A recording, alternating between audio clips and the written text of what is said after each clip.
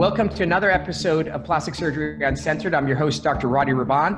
I'm super excited about today's episode. Today is episode 2 of a 4-part episode regarding Diastasis Recti.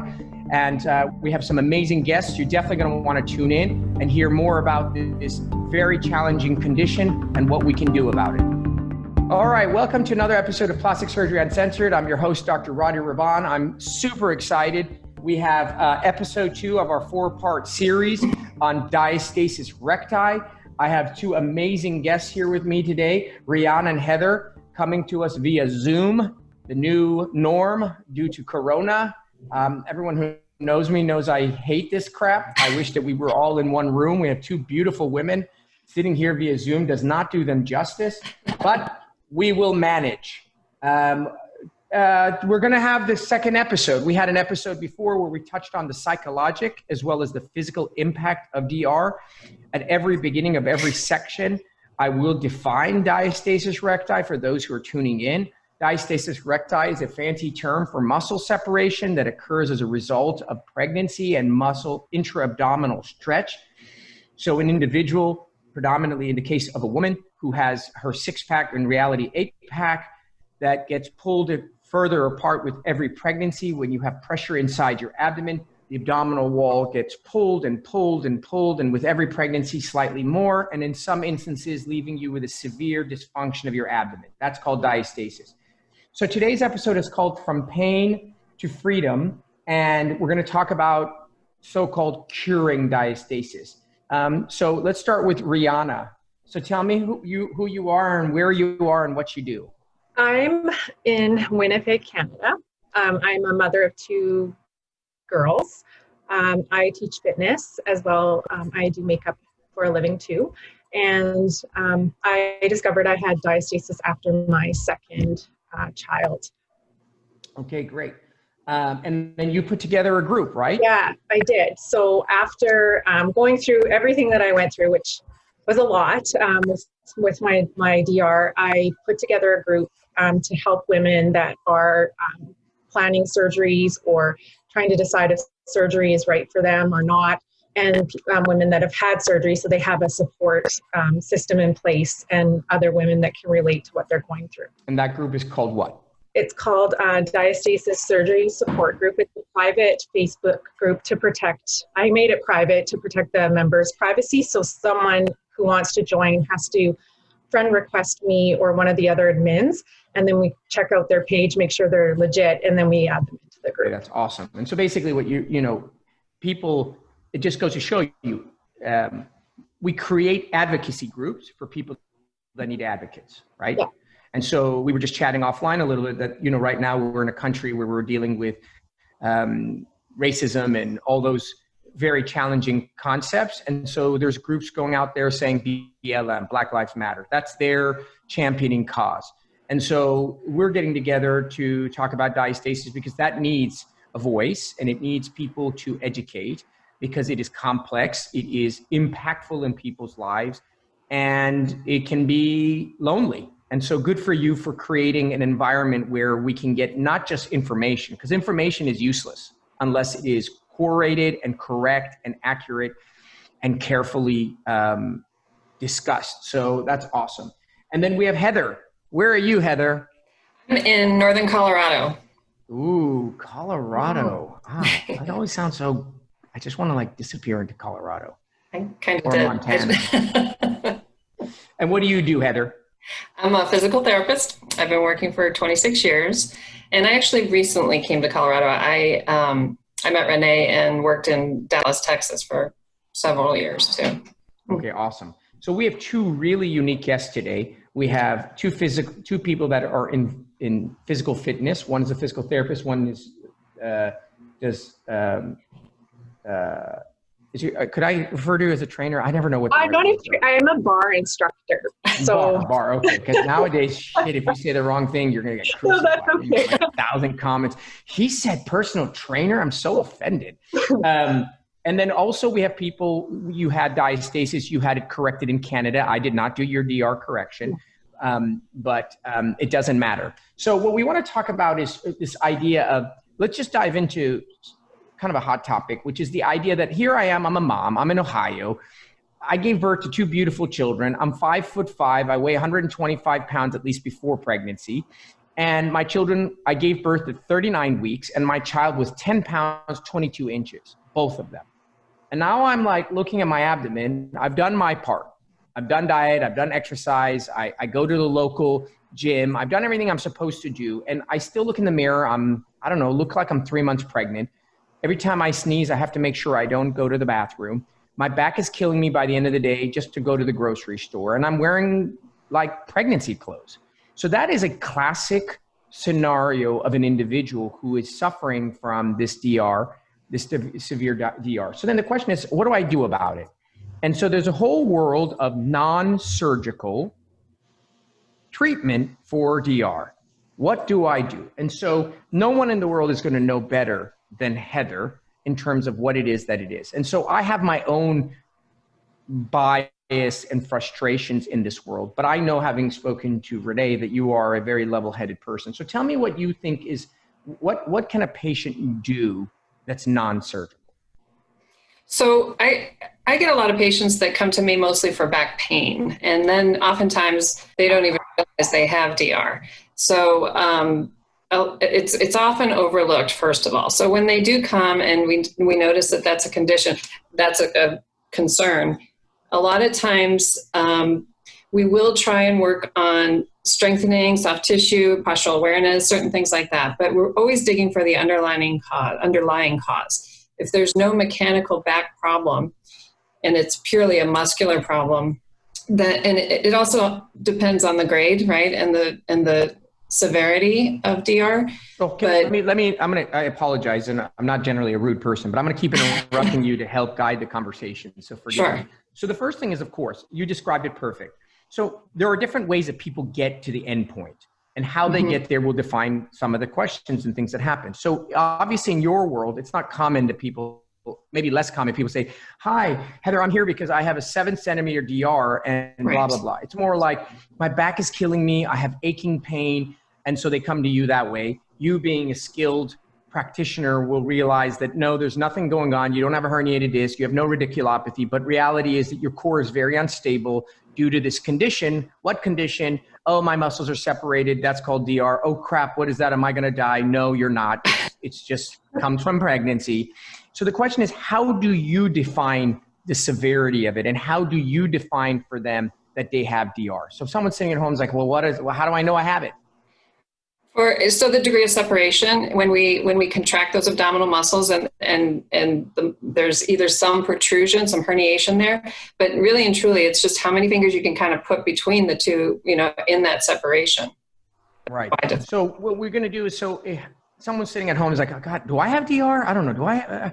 So there's one way to find out is what we refer to as a straight leg raise, which means you lay on your back, you put your hands on your side, and you raise your ankles off of the bed or floor about, I don't know, 3 inches. You do not engage, you don't use your arms to do it. And then you look at your abdomen, and there's this sort of like kind of camel hump thing that can happen if you have severe DR, which means that your insides are literally seeping out between the edge of these muscles. So imagine 2 sliding doors. The sliding doors are slightly widened, and all of a sudden you have this protrusion that you can't see as well when you're standing, but you see significantly when you're contracting your muscles, because your muscles stay very stiff and everything inside that's soft and gushy comes through. So that's one definite thing.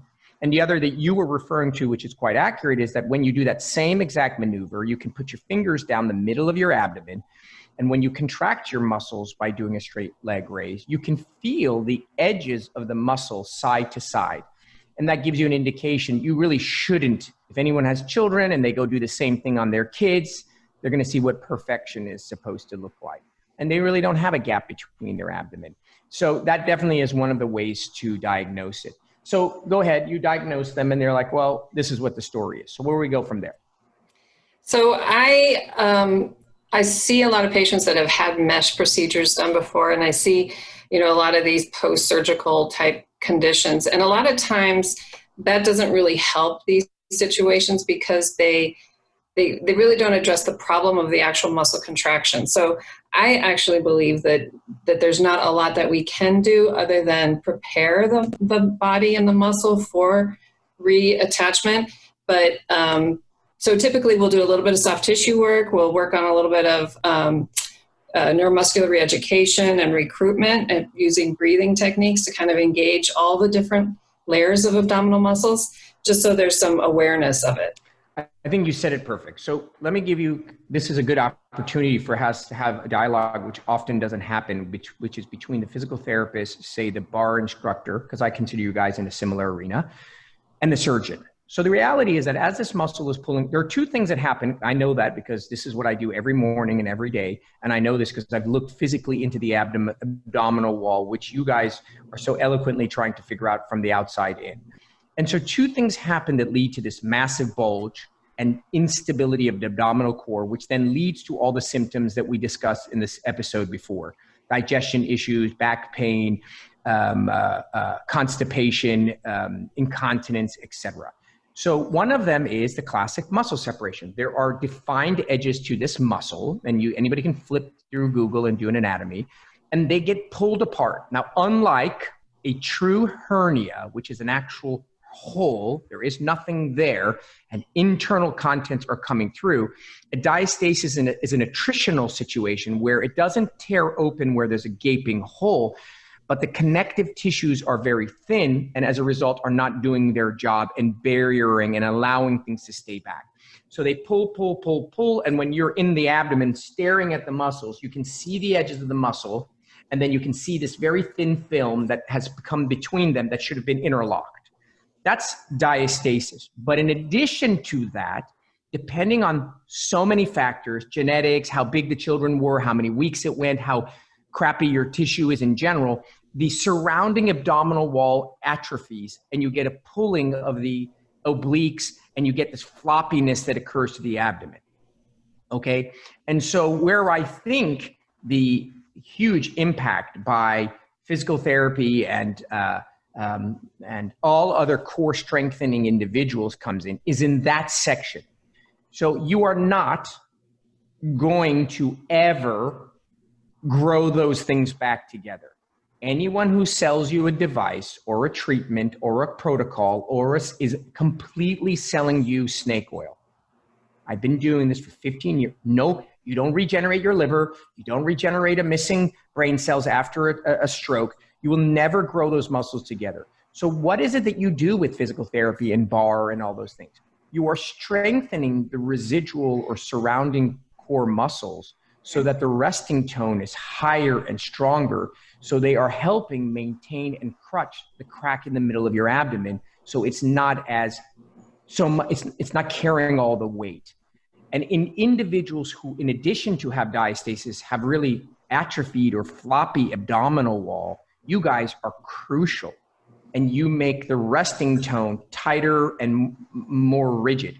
And absolutely, there's a place for all of the non-surgical interventions. And in people who have mild to maybe moderate, that's all you need. You maybe not need any surgery. You're not going to go in there to fix a 1 centimeter, 2 centimeter separation. That's insane, because the ramifications is huge. Now, you have extra skin, you have loose skin, all these other things, perhaps. But I certainly, if I see a woman with a completely flat abdomen with the tiniest little bulge, I'm not going to recommend a massive abdominoplasty for that treatment. I'm going to say, go see a physical therapist if you can't do it on your own, and work on your core. So I'm glad that you and I are together on that page in regards to that. Rihanna, what are your thoughts when you see people and they come to you, you are unique in that you actually had diastasis, yeah. You had the surgery, and you helped them with the physical therapy part? Well, I teach classes to postpartum women, and I'll talk to them about diastasis and have them check themselves to make sure that, because if they do have a compromised core, there's certain things that they may not or shouldn't try, maybe too advanced. So definitely I talk about it with them, but I tell them all that I've had surgery. So I said, if you have it, it's like, you can strengthen your core, but if you are still not where you want to be in 6 months or a year from now, surgery is an excellent option. So I'm very open about it. Like if anyone ever, actually I had a mother say to me, she saw me doing some ab exercises that when I had DR, I didn't do them because it would cause my core to bulge and it just wasn't, I didn't feel good. Yeah. Anyway, she saw me doing that exercise and she's like, how are you doing that? Like, good for you. And I said, well, thank you. But it was actually the reason I can do this now is because I've had surgery and my core is functioning now and it's strong. Like I'm very open about. Yeah. And I think that's beautiful. And I think I commend you both, because how often what happens is that when you are on the other end, which is your livelihood is contingent on non-surgical approach to things, you kind of see the world, if you're a hammer, you see the world as a nail. I mean, that's just a perspective you see, and you get so committed to that being the way. Now, obviously, you know, Heather, you have a whole world of physical therapy. It doesn't just revolve around DR. So it's not like you know, your livelihood is jeopardized by this. But I think the reality is, you know, there are individuals who sell these huge, like online. I have patients who come to me all the time who are like, oh my God, I tried this for 3 years and I spent thousands of dollars and I used this binder and that, and I'm just so disappointed. And so what has happened? They've wasted 3 years of quality lives. They've spent lots of hard-earned money. And more importantly, they're just dejected and they're just frustrated and disappointed. And so we need people on both ends, surgical to know not to do it and non-surgical to know when to do it. So, you know, there's people who have these classes and they don't even tell the patients that they've had surgery. Yeah. And they're touting that like they're doing this like crow position because, and they've had 4 kids and they're in the crow position because it's all the yoga that they do. No, you're able to maintain your core because your core is brought back into its original state. And so I think that you're telling people is really crucial. And like you're saying, the people that have had surgery, they're selling programs. They're not like they're advertising their program. There might be like a little small snippet if you really look. They'll maybe talk about surgery, but you're assuming that they got to where they are using their exercise program. 100%. It's so misleading. I have had, and the thing about it is, forget about the thousands of dollars that people waste. They're so they feel a sense of failure. Yes. Right? I have failed. Yeah. And then, as you guys both know, there's a sense of emotional guilt that I'm not good enough. My husband looks at these other women who look amazing, and I am sort of, you know, I can't get it back by just doing diet and exercise. And so they're feeding off of this psychological sort of internal warfare. And so what happens is, whether that be the physical therapist who just kind of continuously asks this person to come back with this feeling that all of a sudden after 800 sessions, they're going to diastasis is going to magically disappear, or the bar instructor who's doing like pretzel yogas who has had surgery before and not telling people. So the dialogue needs to be as it is today. There is absolutely a place for both of those things, especially post-surgery when you're actually mechanically corrected. So why is it that, so let's talk about this for a second, and both of you guys are physically knowledgeable. The problem is, like any structure, let's just open up the inside of your car. Structures are mechanically designed to work when they're in the right position. So if you move the timing belt and stretch it to the wrong place, it doesn't work because it's not in the right location. Your abdominal muscles need to move in and out, forward and back. That's how they work. And when they crack open and turn 30 degrees, 45 degrees, when they work this direction, not this direction. And for those of you who are listening and not watching, they're basically not functioning the way they were designed. And so what's happening is you're getting no seal in the front of your abdomen. And so it doesn't matter if you do 3,444 sit-ups. I have repaired diastasis in some of the fittest people you've ever seen in your life, to the point that you can see their six-pack, but they're separated.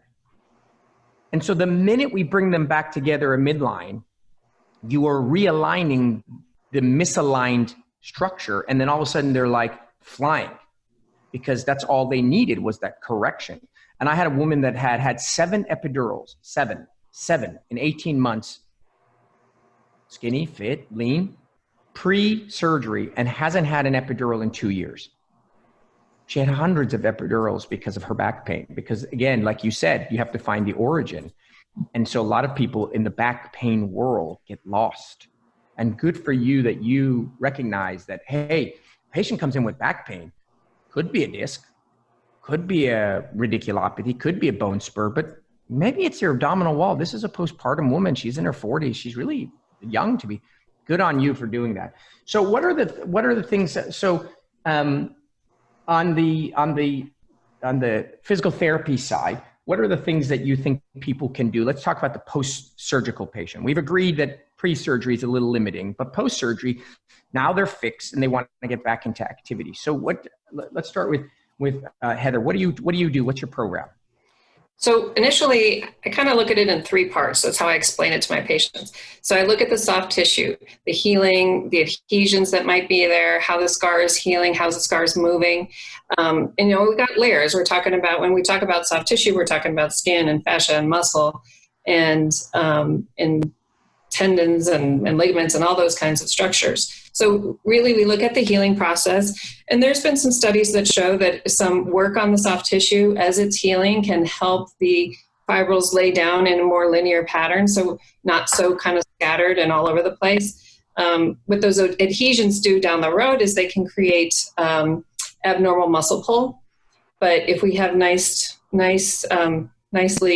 loose and flexible healing, then we have improved control. So we go with soft tissue first, then we deal with any kind of alignment changes in the body that are affecting structure and movement, and then we give it back strength. And we do the neuromuscular re-education, a lot of times utilizing breathing exercises and so forth, but those are the basic kind of overview. Okay, I like that. We're going to take a quick break because I'm going to get killed by my producer. She's going to say, "Why didn't you take a break?" And then we're going to come back, and then we're going to ask Rihanna a few questions. And so join us back. This is Plastic Surgery Uncensored, episode 2 of our 4-part episode.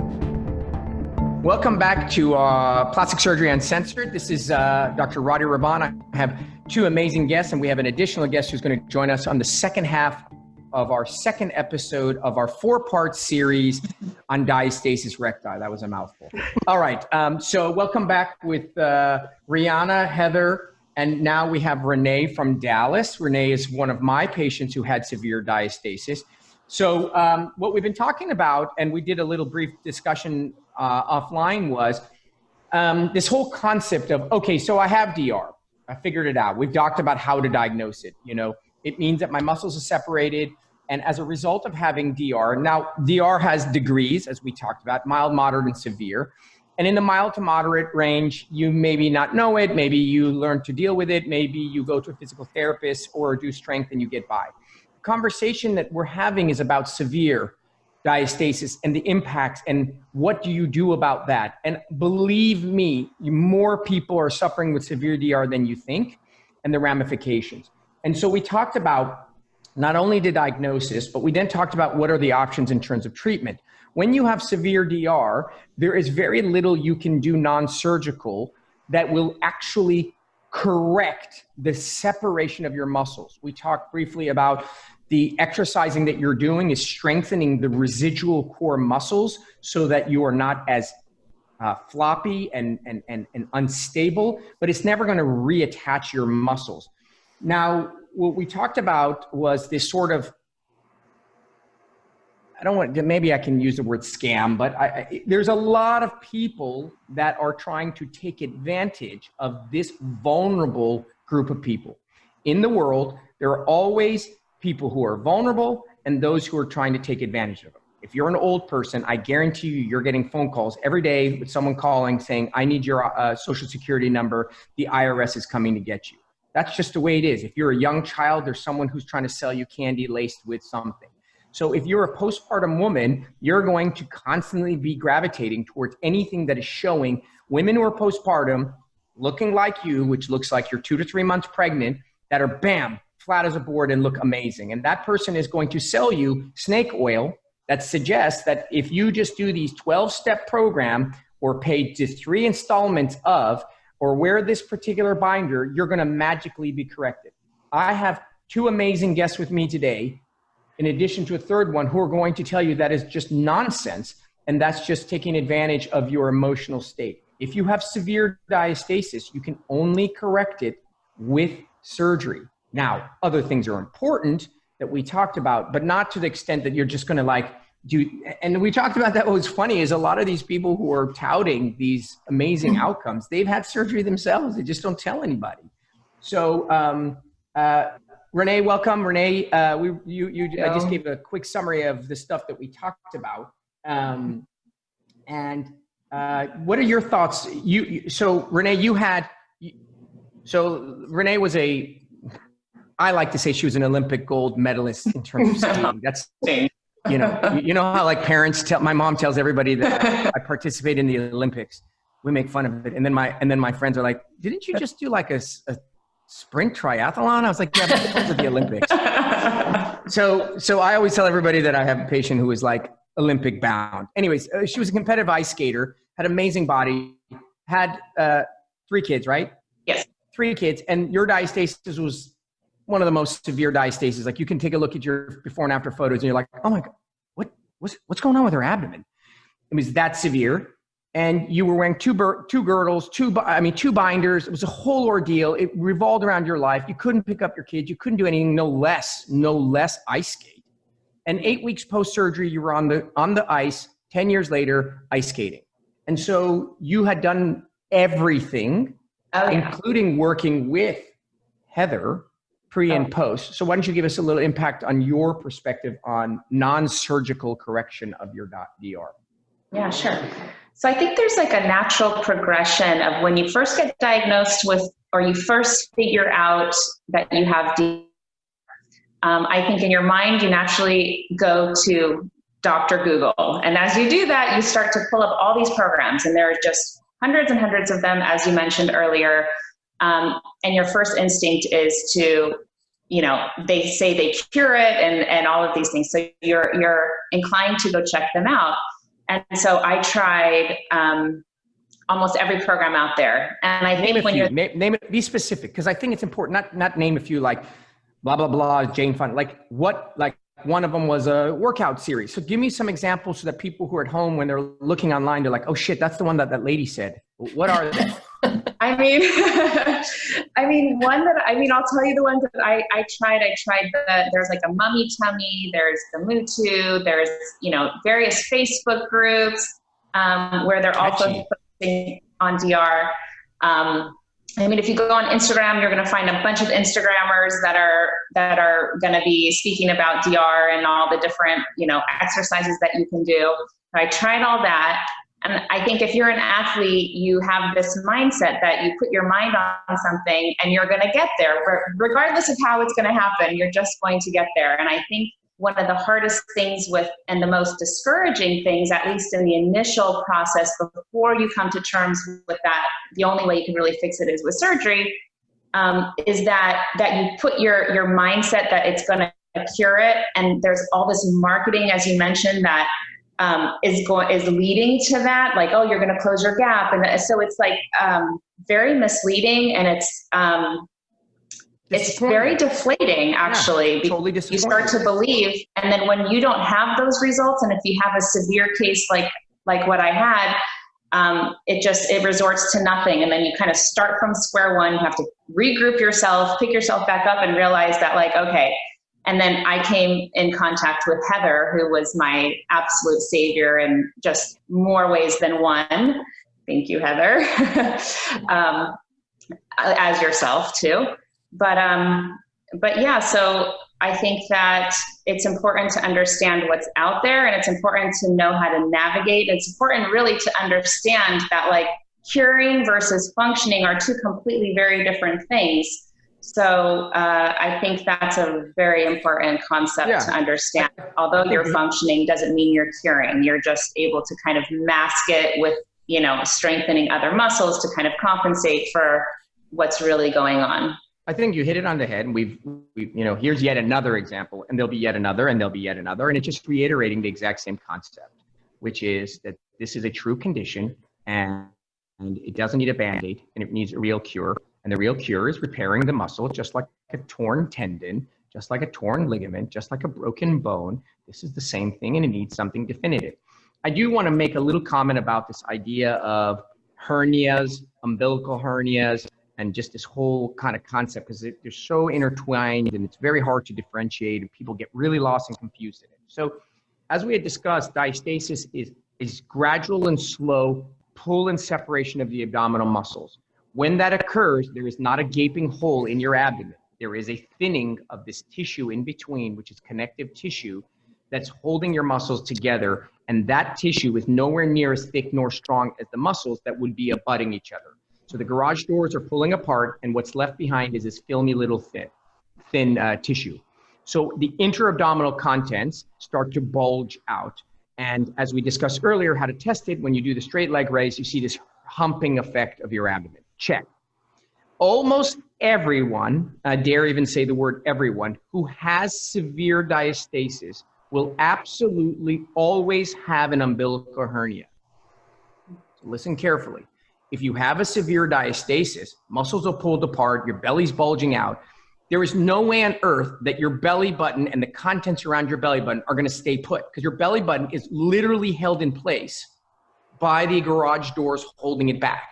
So as the garage doors pull apart, the belly button pushes forward. So everyone who has severe diastasis has a funky, weird looking belly button, more funky than normal. And inside that is a little bit of, so a belly button technically is a hole, right? It's a physical hole in your abdomen. So it's not surprising that as the diastasis gets severe, little pieces of fat will kind of push through.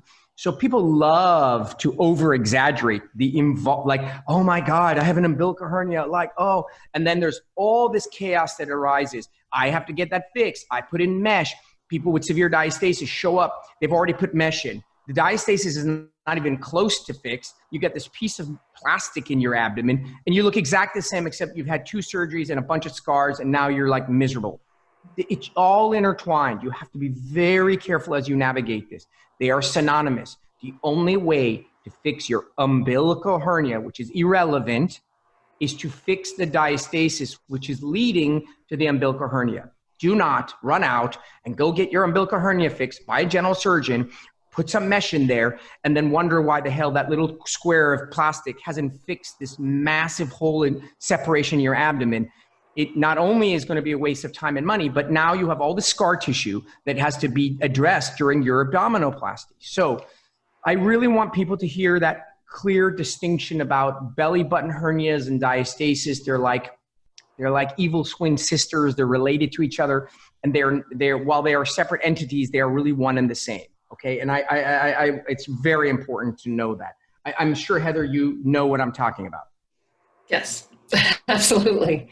And it's not only uncommon in women, men have it too. It's not just women. Yeah, of course. No, listen, if your abdominal muscles are perfectly together and you're a healthy person, you have a huge bulge coming out of your belly button, you have a legit umbilical hernia, and that should be addressed. And that may or may not need mesh. We're not even talking about that.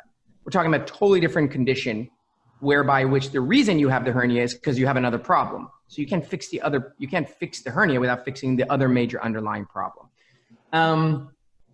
So, I mean, I think these topics are really, really helpful. And I'm going to just keep underscoring this, which is I love the fact that you guys, and the reason why we have you here is you guys are you're the first line of defense, or you're the first people come in contact with.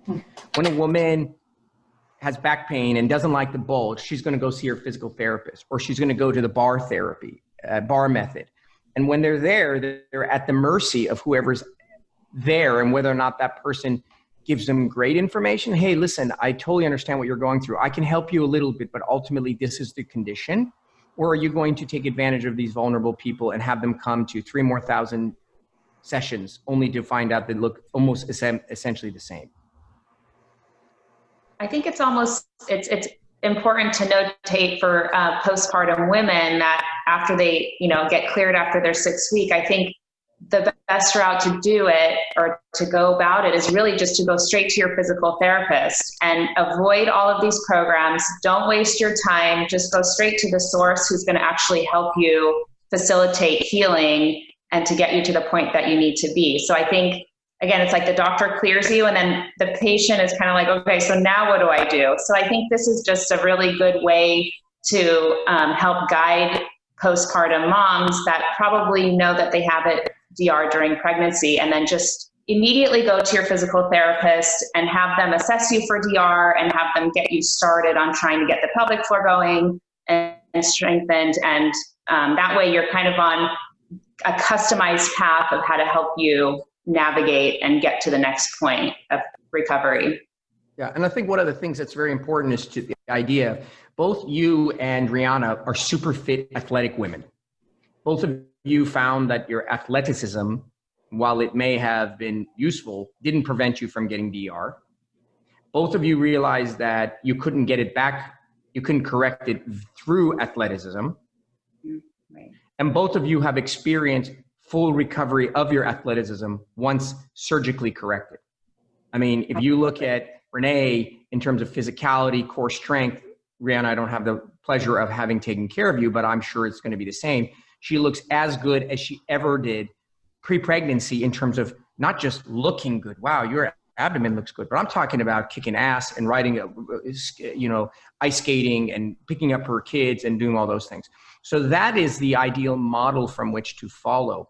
And as far as post-surgery is concerned, you need to engage in whatever it is that you need to engage to get your full result. So what does that mean? If you are a self-motivated athletic person and you feel comfortable navigating your recovery on your own, knock yourself out. Gradually engage, start going to the gym, see what your body tells you and go for it. If you're an average person and you're not familiar with your body and you need the guidance of a bar method coach or a physical therapist like Heather, then by all means seek the guidance of a professional so that you can then maximize the surgical outcome that you now have. That will be really the message. And the other thing I'd like to just mention is if the painful symptoms that you had from back or any other body part doesn't get resolved, it's not because of the surgery. It's just that the body has the ability to continue or to compensate. And so if it's in a pattern of compensating and that hasn't resolved from the surgery itself, those things can be eliminated afterwards by that's very true. So I have, and I mean, listen, I can only tell you my experience. I've been doing this for 15 years. I've taken care of 1,000 patients.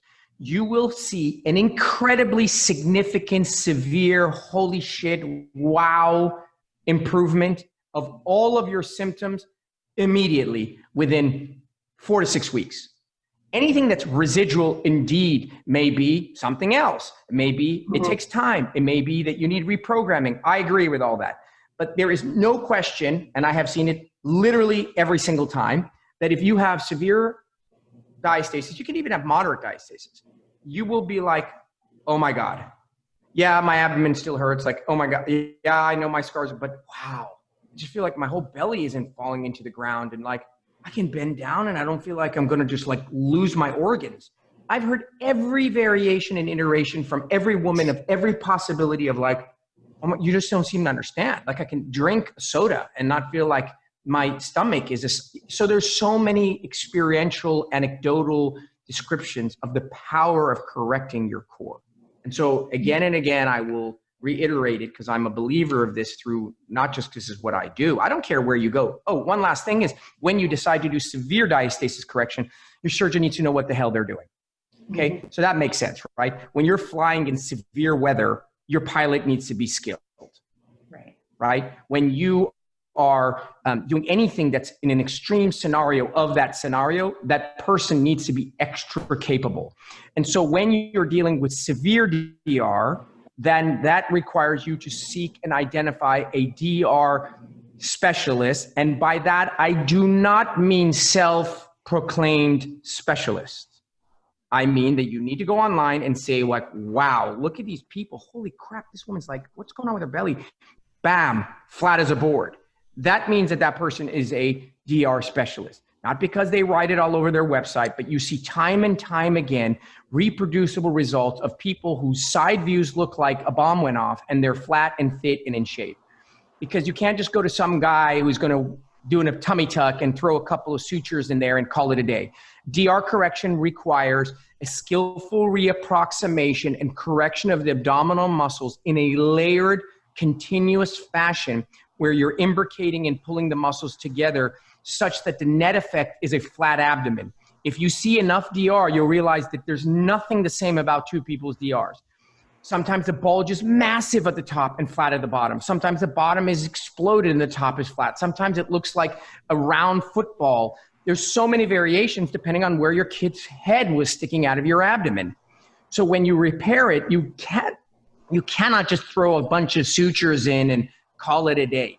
This is not about removing loose skin or cutting out some stretch marks. This is about a calculated, methodical, logical, and accurate repair of the muscles. And so I would caution you, you listen to these episodes and you're like, yes, I'm going to run out tomorrow and fix my DR. And then you go down to the local plastic surgeon and you are screwed. So do your homework. Once you have been empowered by these dialogues, by these incredible women, and you realize, well, shit, I need to fix this thing. This is not going to work. Then do the same amount of homework and find an individual who is going to give you the result that you are looking for by knowing what they're doing. And it's not your garden variety plastic surgeon if you have a severe DR. Right, Renee?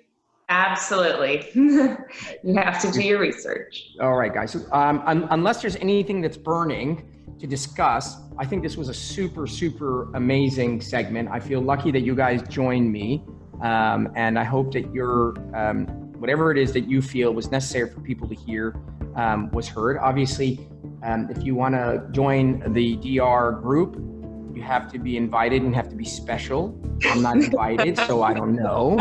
But unfortunately, reach out. This means you have to be suffering. Maybe the Canadians will let you in. I don't know. All right, guys. Well, thanks for joining us at another episode of Plastic Surgery Uncensored. This was episode 2 of a four-part series. And I'm excited. Join us for the rest of the series. Thank you for having us. Thank you.